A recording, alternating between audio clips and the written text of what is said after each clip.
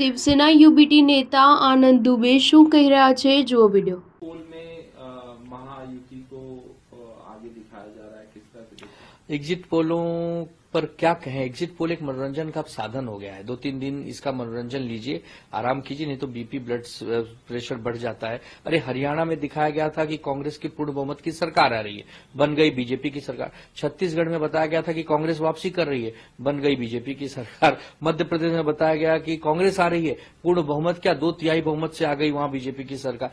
तो ये exit poll जो है ये ठीक है, ये मनोरंजन का एक साधन है, इसको एंजॉय करिए।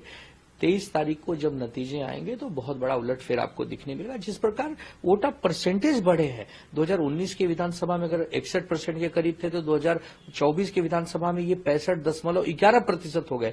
और अमूमन देखा गया है कि जब वोट ऑफ परसेंटेज बढ़ता है तो सरकार के खिलाफ जाता है, क्योंकि अगर सरकार के कामकाज से लोग खुश होते हैं तो लोग वोट देने के लिए कम निकलते हैं। कहते हैं जैसे सरकार चल रही है हम संतुष्ट हैं, लेकिन अगर लोग असंतुष्ट होते हैं तो गुस्से में बाहर निकलते हैं, मतदान ज्यादा होता है। और खास करके कोल्हापुर ने तो 70% से ज्यादा मतदान दिखा दिया, गढ़चिरौली ने दिखा दिया। तो हमें पूरा विश्वास है कि मतदान जो ज्यादा हुआ है वो एग्जिट पोल को धराशायी कर देगा और महाविकास आघाड़ी के नेतृत्व में एक अच्छी सरकार महाराष्ट्र को मिलने वाली है। चुनाव के वक्त इलेक्शन के जब वोटिंग हो रही है, बिटकॉइन का स्कैम आ रहा है। देखिए, महाराष्ट्र के 90% लोगों को ये पता ही नहीं कि बिटकॉइन होता क्या है।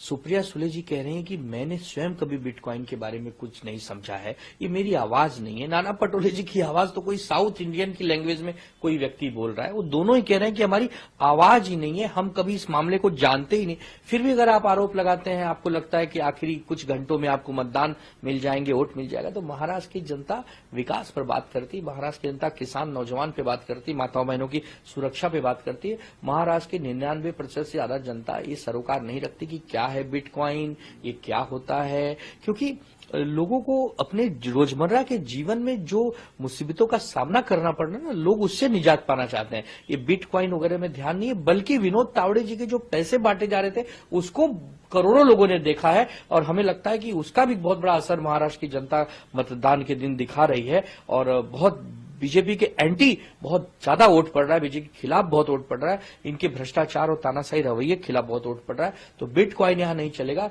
यहां विनोद तावड़े का जो पैसा